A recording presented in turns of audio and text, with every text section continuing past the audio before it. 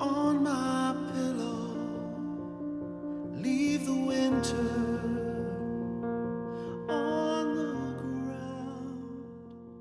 I wake up. Великая сила искусства. Автор Айя, соавтор Адорада. Читает Кэт Вилд. Пэринг и персонажи. Мин Юнги Пак Чи Мин, Чон Чонгук Ким Тэхён, Ким Намджун Ким Сакджин. Глава 1. В пузатом бокале, на треть наполненном виски, утопился сверчок. Он упал откуда-то с ветки болиголова прямо в бокал, побарахтался там на поверхности и неизбежно затонул на дне. Увлеченный письмом, Пак Чи Мин не сразу заметил несчастное насекомое, но как только взял бокал, не глядя, чтобы отпить, замер, не донеся до рта. Покрутил в руке, полюбовался длинными лапками и усами. Сверчок словно застыл в янтаре, а в свете настольной лампы, кажется, даже переливался. Не самая паршивая смерть. Хотя ты вряд ли разбирался в виски, негромко заметил Чи Мин, отставив бокал на свободный край стола. Дотянулся до салфетницы, вытянул пару штук, взял одну для сверчка, вторую для своих рук, потому что вытаскивал беднягу утопленника пальцами. Письмо пачкать не хотелось, а идти в дом и мыть руки было опасно. На улице стояла глубокая ночь. Половинчатая луна, повисшая в кроне дерева, как оставленный там птицами ломоть сыра, намекала, что пора бы двигаться в постель. Пройдя сквозь комнату, мимо постели, слегка захмелевшей от виски, Чи Мин упал бы и уснул, не дойдя до уборной. Но ему нужно было дописать письмо, и только после он мог позволить себе отправляться на боковую. Поэтому сейчас, выловив сверчка, он обернул его салфеткой и выкинул в небольшое мусорное ведро под столом. Потом вдруг нахмурился и достал обратно. Развернул салфетку и оставил на краю. Кто знает, вдруг сверчок оживет, протрезвев. Кто их вообще знает, этих сверчков? Ну, а если нет, будет какой-нибудь прилетевший на террасу птица изысканный завтрак. Сверчок, маринованный дорогим алкоголем. Вытерев руки, пришлось взять еще пару салфеток и отключить внутренний голосок, твердящий, что их нужно хорошо помыть. Чи Мин вернулся к тому, на чем прервался. Письма матери он писал уже много лет. Регулярно, раз в месяц, а то и в 2. Правда, никогда не получал ответа и не был уверен, что они вообще находили адресата. Но все равно писал. Делился своими мыслями, рассказами о жизни, о работе и друзьях, о том, какие здесь в Америке люди и нравы, какая здесь еда и музыка, какой воздух и общественный транспорт. Не сказать, что ему самому было с чем сравнивать. Другой жизни Чи Мин не знал. Другой страны, кроме как на картинках и кино, не видел. Он родился там, за океаном, в Корее, где осталась мама. Но едва ему исполнился год, родители решили развестись, причем со скандалом. А маленький Чи Мин по всем традициям достался отцу. Тем более, что у того была хорошая работа, перспективы переезда и все такое прочее. Чи Мин не помнил свою маму, не знал ее голос.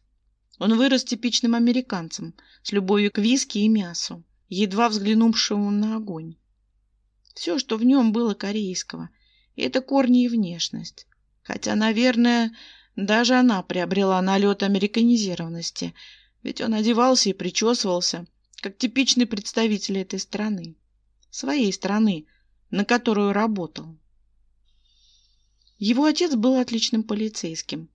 С малых лет мечтал уехать в Штаты, всячески готовился к этому и по праву заслужил возможность работать здесь. Он мечтал умереть, как любой увлеченный своим делом страж порядка, от шальной пули, геройской смертью.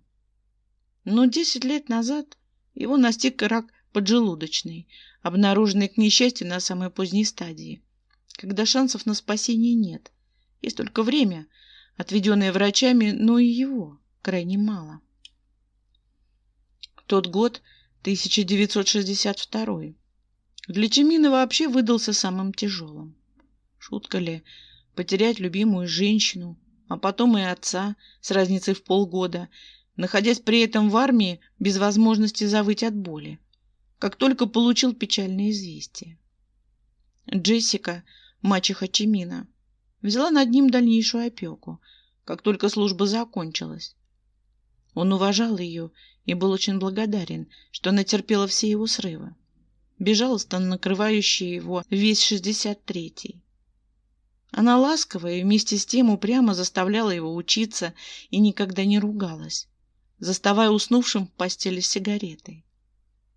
Где-то там Чимин, который еще сомневался раньше, кем хочет стать, решил, что должен пойти по стопам отца. Пусть он не был так же хорошо развит, проигрывал многим сверстникам в росте, даже после службы не обрел внушительную физическую массу, но он всегда хорошо учился, имел острый ум, и первое, что он взял в руки, как только выучил английский алфавит, был американский уголовный кодекс, настольная книга отца.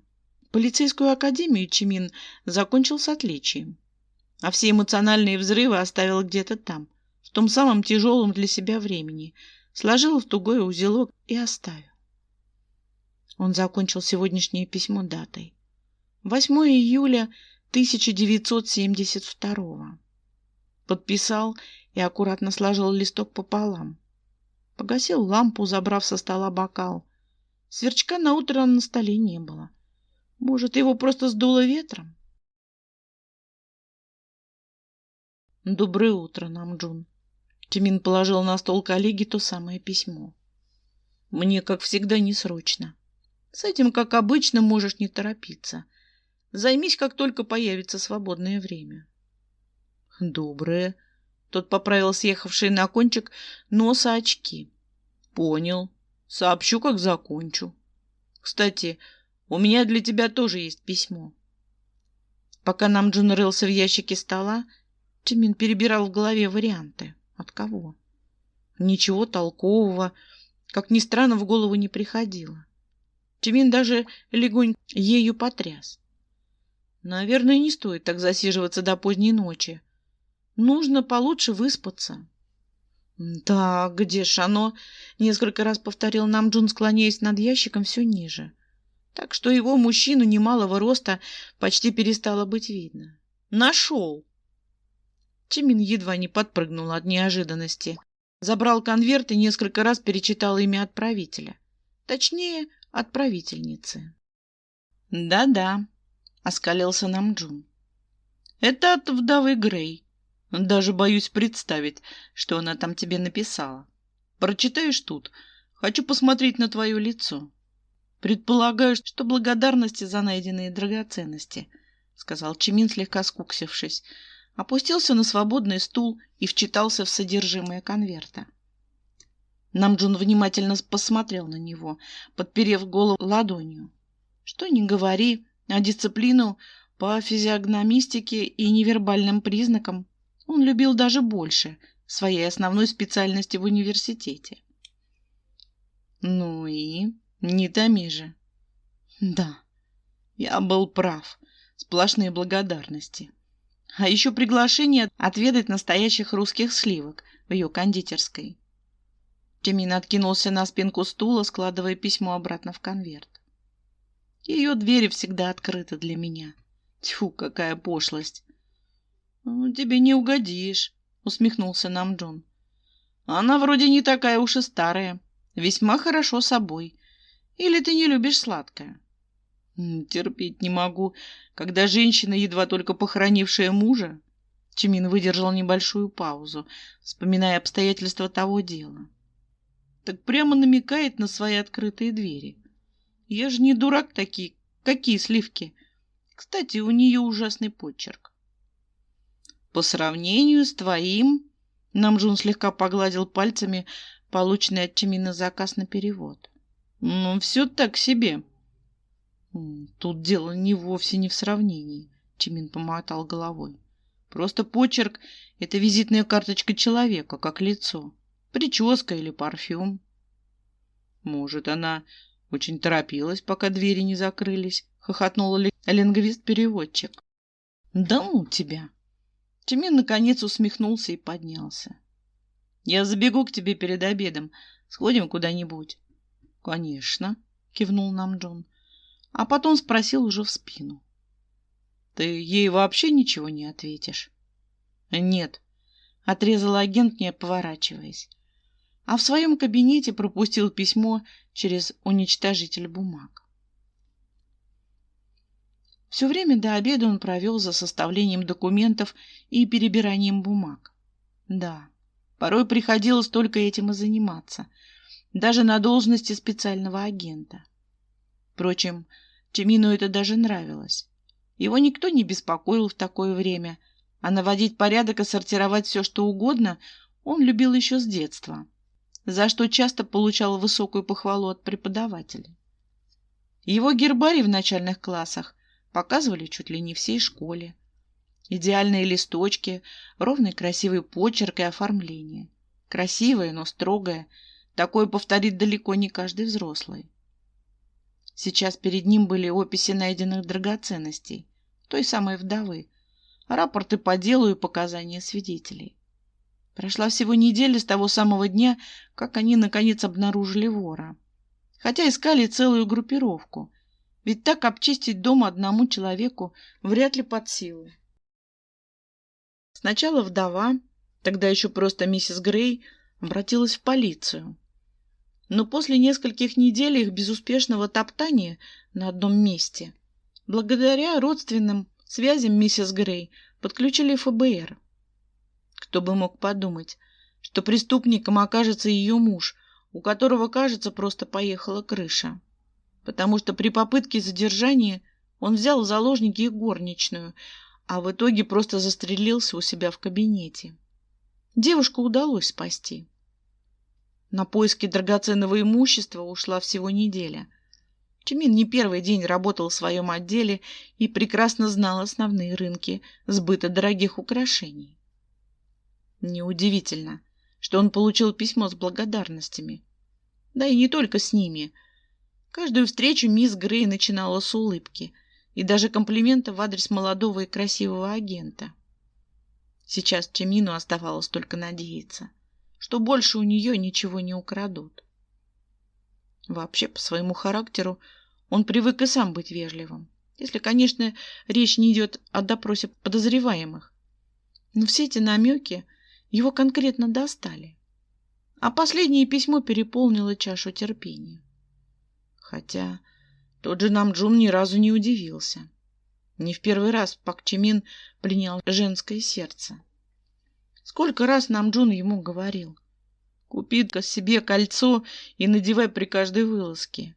Сразу желающих познакомиться поближе поубавится. Он ведь и сам так делал. Правда, был женат, а после развода кольцо не сдал в ломбард. Сохранил. Кто же виноват, что спецагенты привлекают столько внимания? — Ты мне вот что скажи, — попросил Намджун за обедом. — Мне твои стихи тоже в поэтической форме переводить? — Какие еще стихи? — не понял Чимин, отвлекаясь от еды. Намджун взглянул в потолок, вспоминая дословно. — Да будет велено судьбой, мы все же встретимся с тобой. И улыбнулся. Я раньше не замечал за тобой таких талантов. — Это все виски, — отмахнулся Чимин. — Случайно получилось. Я даже не заметил. Не переживай, рифмовать на корейском не нужно. Письма матери он всегда отправлял с переводом. Лист, который писал сам, прикладывался ко второму письму на понятном ей языке. Намджун всегда выручал с этим. Он даже подсказал эту идею как-то давно, едва не только познакомились и подружились в академии. Стоило Чимину пожаловаться о том, что он хотел бы написать женщине, которая его родила. Намджун тут же придумал, как это сделать. Оставался только вопрос с адресом. Его помогла решить Джессика, ведь они познакомились с отцом Чимина еще во время первой поездки того в Америку. Может быть, из-за нее и развелись. Кто же теперь расскажет, как на самом деле все происходило? Чимин не мог держать на любимую мачеху зла, даже если бы она была основной причиной расставания отца и матери. С ее слов, мать Чимина продолжала жить в их доме, в Пусане. Но не факт, что пережила Корейскую войну или просто не переехала. Был только адрес и имя. Телефона Чимин не знал, хотя пытался выяснить, и ответа никогда не было. Но и письма назад не возвращались. Значит, кто-то их все-таки получал. Иногда Чимин писал больше, чем обычно. Иногда вот, как оказалось, даже в стихах. Когда-нибудь он возьмет отпуск и поедет по тому адресу. Проверит, кто живет в том доме сейчас, и сможет спросить у матери, представ перед ней, почему она никогда не отвечала. Когда-нибудь, но не сейчас. Сейчас было слишком много работы. Отправив письмо на следующее утро, Чимин снова отправился в отдел. А там его поджидал вызов к шефу и перевод в Сан-Франциско по срочному делу. Пак Чимин отлично зарекомендовал себя как специалист по поиску мошенников в мире искусства. На его счету несколько крупных закрытых дел и благодарности от Национальной галереи, чьи двери для него тоже были всегда открыты. Командировки у него тоже случались. Поэтому уже вечером он спокойно собрал небольшой чемодан и оформил билет на ближайший рейс. Оставлять ему было некого, он же не Намджун. Самого Намджуна разве что. Вот с ним, как с самым близким другом, прощаться каждый раз было немного грустно. Но ему всегда можно было просто позвонить. Сан-Франциско встретил дождем, суетой и шумным потоком людей. Шефа местного отделения не было на месте, и столичного агента просто направили в кабинет, где его ждали, дав провожатых. «Тэхён, по твою душу из Вашингтона!» — гаркнул светловолосый парень, приоткрыв дверь, и буквально растворился. Здесь вообще очень быстро передвигались по коридорам. Может быть, это и было оправдано спешкой и объемами работы, но на первый взгляд производило ощущение лишней бесцельной суеты. В кабинете никто не суетился. Закинув ноги на стол, парень примерно возраста Чимина с наслаждением пил кофе. «Пак Чимин, Центральное бюро», — уточнил он и кивнул на стул. «Присаживайся». Голос у него был низкий, красивый, а вот галстук не мешало бы завязать. «Я Ким Тэхён. Кофе будешь?» Поставив еще влажный зонт трость в углу кабинета, Чимин прошел к указанному стулу. «Здравствуйте. Не откажусь», — сразу ответил, как только сел, внимательно вгляделся в лицо напротив. Да, в Америке было много мигрантов. Азиатов чуть ли не больше всех остальных, раз они объединились в целые кварталы. Но с корейцами Чимину, кажется, везло больше других. То Ким Намджун, теперь вот Ким Тэхён. Хотя сам Намджун вообще родился в Америке, его семья переехала сюда гораздо раньше и давно обосновалась в Штатах, что не помешало ему выучить и корейский, и еще 5 или 6 дополнительных языков, включая латынь. Мне передали какие-то документы по делу, но информации там недостаточно. Расскажите за кофе? Почти мягко спросил Чимин, изучив не только лицо собеседника, но и всю его вальяжную позу. Он, безусловно, знал, что Франциско знаменит своими свободными нравами, но и предположить не мог, что такое допустимо в местном подразделении ФБР. Ноги на столе. У Чимина это не сразу в голове уложилось. Однако вида он не подал, привык же быть вежливым. Тэхён с явным сожалением покинул удобное место, взял с полки чашку, подул в нее и, оглянувшись на гостя из столицы, поставил обратно. Выбрал другую и наполнил темным ароматным напитком из джезвы. Только сварил, еще горячий. Широко улыбнувшись, парень поставил чашку рядом с Чимином. «Ты завтракал?» Ох уж эти специалисты из Вашингтона. Готовы начинать работать, едва сошли с трапа самолета. Нет, плотный завтрак и чашка-другая хорошего кофе задают настрой всему дню. И еще не успел. Но накануне я хорошо поужинал, поэтому не голоден. Благодарю. Чимин взял чашку, уже достав бумаги из портфеля. До визита в бюро он успел добраться до своего отеля и оставил там чемодан. А про завтрак даже не вспомнил. Хотя бронировала накануне ранний заезд и, собственно, сам завтрак. «Рассказывайте», — почти с нажимом повторил. Но пока еще с мягким. Тыхён бросил на него полный сочувствия взгляд и плюхнулся, иначе не скажешь напротив. «Если что, есть булочки. На всякий случай. Вдруг в столичном агенте возобладает здравый смысл», — сообщил он. Отхлебнул еще из своей чашки и разом стал очень серьезным. «У нас тут случился Ланшинин, он же Джузеппе Кастильони, точнее его лошади. Всплыли на 3 аукционах и нескольких частных коллекциях. Эскизы преимущественно на бумаге, но есть несколько картин на шелке. А вот по поводу последних появились вопросы». «Вопросы от экспертов или коллекционеров», — уточнил Чимин, попивая кофе.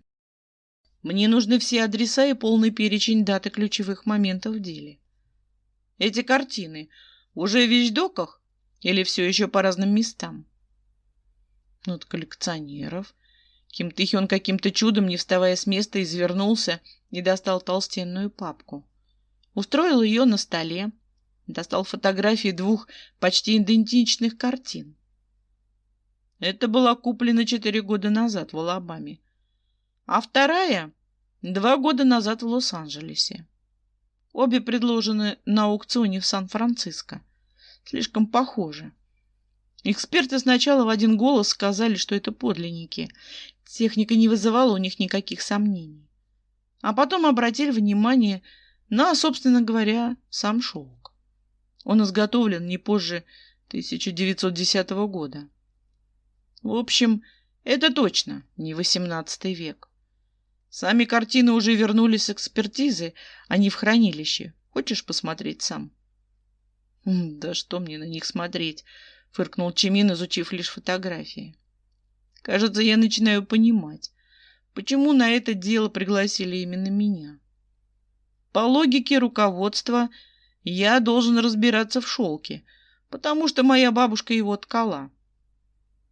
Чего Чимин с детства не переносил, так это даже безобидного расизма. Но от него никуда было не скрыться, к сожалению. Только терпеть, ну и фырчать. Мне нужно встретиться с работниками аукциона. Желательно сегодня же. Тыхён сначала сдавленно хрюкнул, а потом звонко легко расхохотался. «Да ладно тебе!» Он отставил опустевшую чашку и вскочил на ноги. «Никто не заполняет анкету про бабушки». Затем покусал губу, успокаиваясь. «Можем ехать прямо сейчас». Чимин, наоборот, сделался очень серьезным и совсем не смеялся. С появившейся, словно из ниоткуда, строгостью во взгляде, он уточнил, закрывая папку. «Я вообще ничего не знаю о том, чем занималась моя прабабушка. Это было образное выражение». Затем он тоже встал и не забыл свой зонт у выхода. Надеялся, что у местных агентов, а в частности у нового напарника, есть корпоративный автомобиль, и не придется пользоваться общественным транспортом. Его Чимин тоже не любил, за одним исключением – самолеты. Автомобиль у Тыхёна был отличный – Плимут Барракуда. Широкий и блестящий, словно его только что помыли. Явно куплен не на зарплату агента Федерального бюро. Ехать в таком было бы одним удовольствием, если бы не водитель, который по городу передвигался, как по спортивной трассе.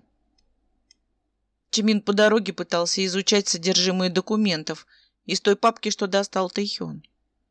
Всю Чимин забирать не стал, лишь только самое необходимое. Адреса, информацию о владельцах и контактных лицах, дата первичных показаний. И, разумеется, фото картин. А то некоторые граждане теряются перед ФБР и не могут понять, о чем их спрашивают. Вот ведь интересно. Всего 2812 миль до Вашингтона.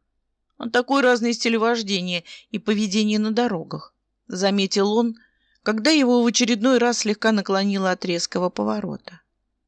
Будто на другой планете оказался. «Майами и того ближе», — согласился Тэхён с неизменной широкой улыбкой. «Но там даже мне на дороге было некомфортно». Он заложил очередной резкий вираж, окатив брызгами тротуар до середины, и припарковался возле неприметного здания. «Это здесь. Управляющий Роджер Андерс. На случай, если Чимин пропустил эту информацию», — сообщил Тэхён. Если агент из Вашингтона и пытался его уязвить. Тэхён больше следил за дорогой, чем за пассажиром. Легче легкого поцарапать новенький автомобиль в плотном потоке машин, тем более в дождь. Управляющего они нашли в просторном зале. Тот задумчиво ходил кругами вокруг мраморной статуи в псевдоантичном стиле. «О, агент Ким!» — обрадовался он. «Что утешительного скажете о наших лошадках?» «Привел к вам столичного специалиста», — отозвался Тэхён. «У него к вам вопросы».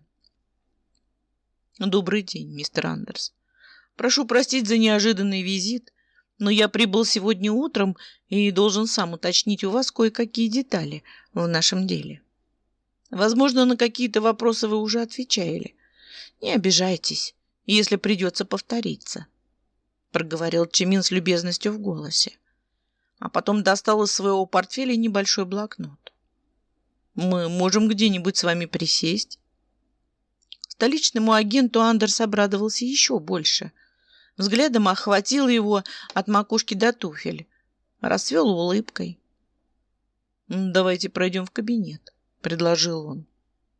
А там, когда агенты расположились в глубоких креслах, и миловидная секретарша принесла освежающий лимонад, поинтересовался: «Чем еще могу быть полезен следствию?» «Каким образом к вам попали данные картины?» Чимин для наглядности положил на стол те фотографии. Пусть собеседник и понимал, о чем речь, но того требовали инструкции и опыт. Еще накануне, когда шеф ему передал это дело, Чимин ненароком подумал, что придется искать живых лошадей, чего с ним вообще никогда не случалось. Не его профиль. Ведь по традиции каждое дело имело в бюро свое кодовое название. Вот и это называлось «Лошади».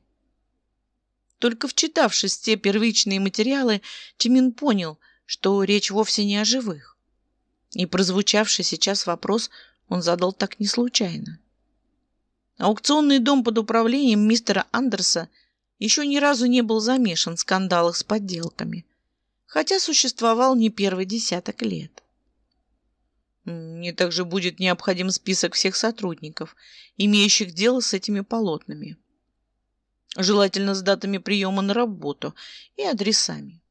Совершенно всех, даже уборщицы. Он слегка улыбнулся, замечая легкое смятение на лице мистера Андерса. Да, не у всех все по полочкам, как у самого Чимина. С этим агент уже давно смирился. Я уверен в своих сотрудниках. Но если вы настаиваете... Андерс все же улыбнулся. Для этого потребуется некоторое время. «Николь!» Выслушав поручение, секретарь послушно кивнула. «Список я подготовлю, офицеры.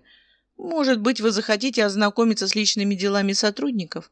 Это можно будет сделать в моем кабинете, когда вы закончите». «Да», — тут же отозвался Тэхён, задержавшись взглядом на ее длинных ногах. Кашлянул и добавил строго: «Считаю это целесообразно». «А пока расскажу». Андерс придвинул к себе фотографии. В целом суть Тэхён уже изложил. Со слов Андерса, обе картины им предложили в этом году владельцы из разных штатов. Документы на покупку у обоих владельцев в полном порядке. Если бы они не оказались обе в одно время у нас, мы бы и не думали запрашивать дополнительную экспертизу. Закончил он и посмотрел на Чимина чуть ли не с обидой. Но тот и бровью не повел, хоть и заметил выражение чужого лица. «Мистер Андерс, а как обстоят дела у вашего аукционного дома в последнее время?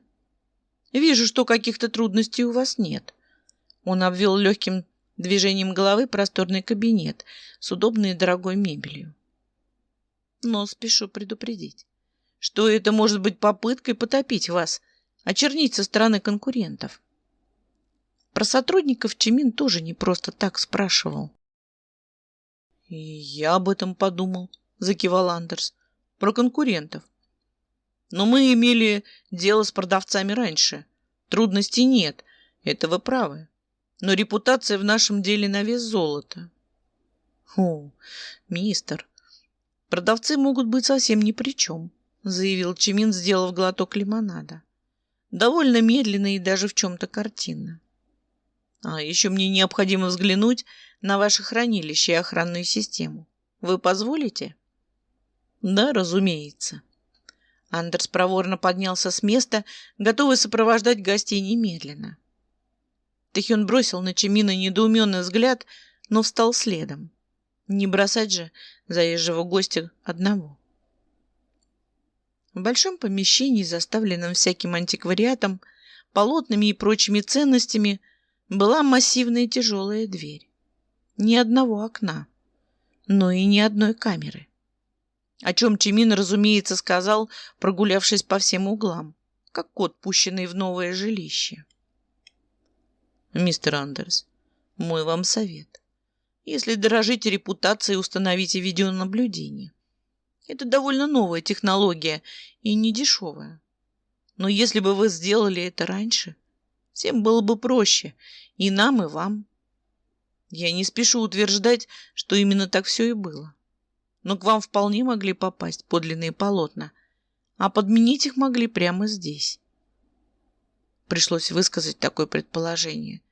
В первую очередь для того, чтобы посмотреть в лицо управляющего и прочитать его реакцию, как буквы в раскрытой книге.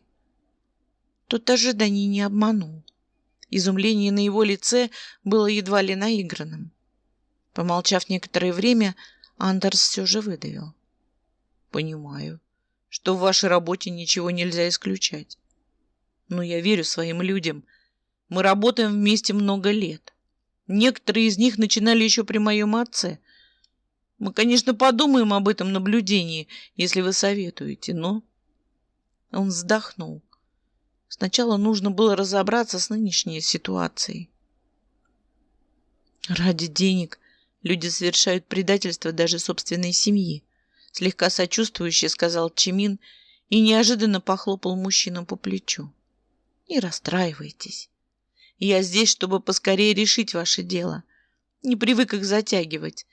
А потом еще более ободряюще улыбнулся, мельком взглянув на Тэхёна. «Если мы здесь закончили, можем посмотреть на личные дела работников. Тому явно надоело хранилище. Он его еще в прошлый раз осмотрел, ничего интересного не нашел. А вот идея с работниками была перспективной. Правда, он тоже не верил, что это даст какую-то зацепку.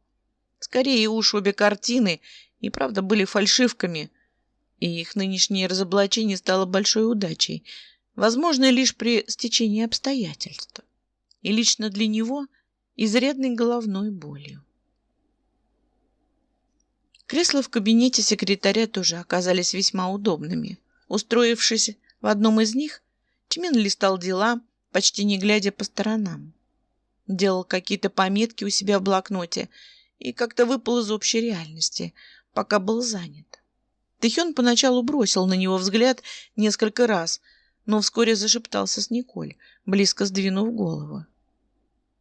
«Да что ты говоришь?» — в какой-то момент спросил он довольно громко. «А можно посмотреть?» «Конечно». Николь достала ключи. Пойдем.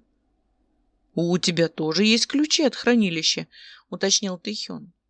Интересно, а сколько вообще человек имело к нему доступ? И позвал. Чимин, пойдешь с нами? Тот любопытно вскинул голову, вглядевшись в глаза Тэхёна. Он привык доверять тому, с кем работал, даже если первый день. И не любил отвлекаться. Но, недолго подумав, все-таки встал. Кивнул и пошел следом, по пути шепнув уже за спиной Тэхёна. О чем речь? Что посмотреть? Один из этих коллекционеров, тот, что из Алабамы, привез еще несколько картин. Хочу взглянуть на них. Он досадовал на себя. Первый раз, когда он приезжал для беседы, он задавал Андерсу довольно формальные вопросы. Неудивительно, что начальство сочло нужным позвать подмогу. Оказывается, стоило обратить внимание не только на управляющего, но и на очаровательного секретаря. Николь Андерс была младшей сестрой Роджера, дочерью основателя аукциона. Имела ключи от хранилища и феноменальную память. Она-то и рассказала, что были и другие полотна. «Прошу». Девушка открыла дверь, включила свет и подвела агентов к нужной полке. «Если будете что-то трогать, наденьте перчатки, пожалуйста». «Какой изумительный Дега!»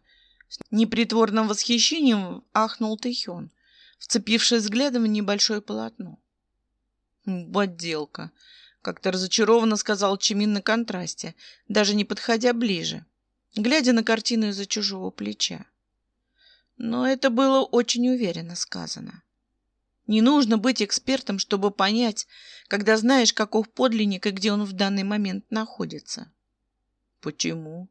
— в один голос спросили и Николь Андерс, и Тэхён. Последний даже взял картину в руки, всматриваясь лучше. «Взгляни, как положены мазки», — потребовал он. «Это же его рука, очень узнаваемая». «Возьми ее с собой.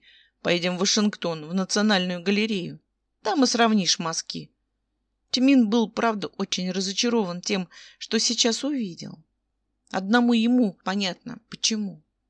Немного повздыхав, он добавил. «И ты говоришь прямо как мой друг. Я даже удивился. Вот теми же словами. Вы случайно не родственники? Он тоже Ким». «Что именно говорю?» — уточнил Тэхён. «Не знаю, есть ли у меня родственники в Вашингтоне». «Про мазки и руки», — хмыкнул Чимин. Николь тоже натянула перчатки и забрала картину. «Ну, офицер Пак, у Дега была серия работ. Они стилистически очень похожи. Одна в Национальной галерее, вторая во Франции. Но о двух оставшихся известно только то, что они в частных коллекциях». Она искренне недоумевала, что Чимин видит в картине то, что не видит она, со своим образованием и опытом. «Передайте ее на экспертизу, если сомневаетесь, мисс», — отмахнулся тот. На этого Дега он уже достаточно насмотрелся, на много лет вперед, благодаря одному поклоннику его полотен. «Так ведь дело в том, что ни я, ни брат не усомнились», — пробормотала девушка. «А остальные работы от этого коллекционера посмотрите?» «Конечно», — кивнул Тэхён. К Шагалу и Матиссу нельзя было придраться. По крайней мере, на взгляд Тэхёна. Но после всего услышанного он уже и сам сомневался в своей компетенции. «Посмотришь?» — спросил он у Чимина, отодвигаясь в сторону.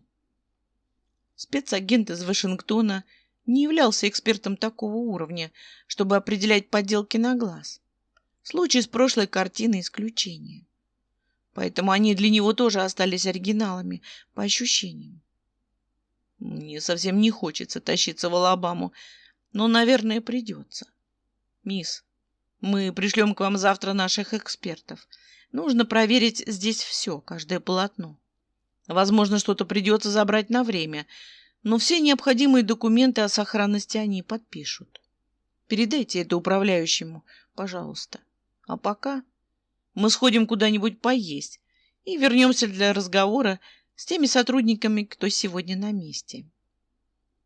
Хотя после Дега Чимин тоже не был уверен, что его первоначальные доводы окажутся верны.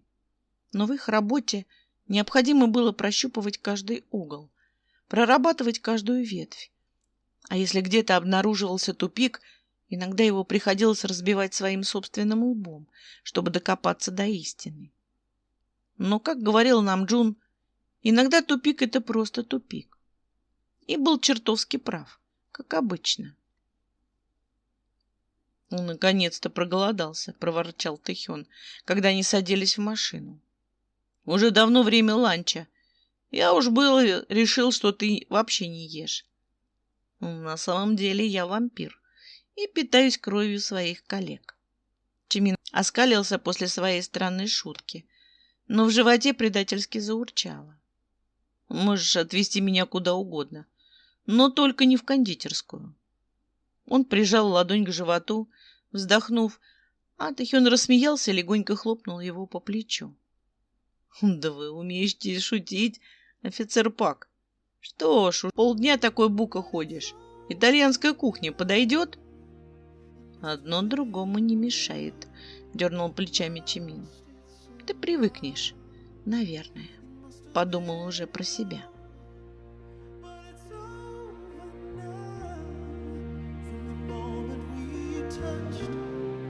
Till the time had run out.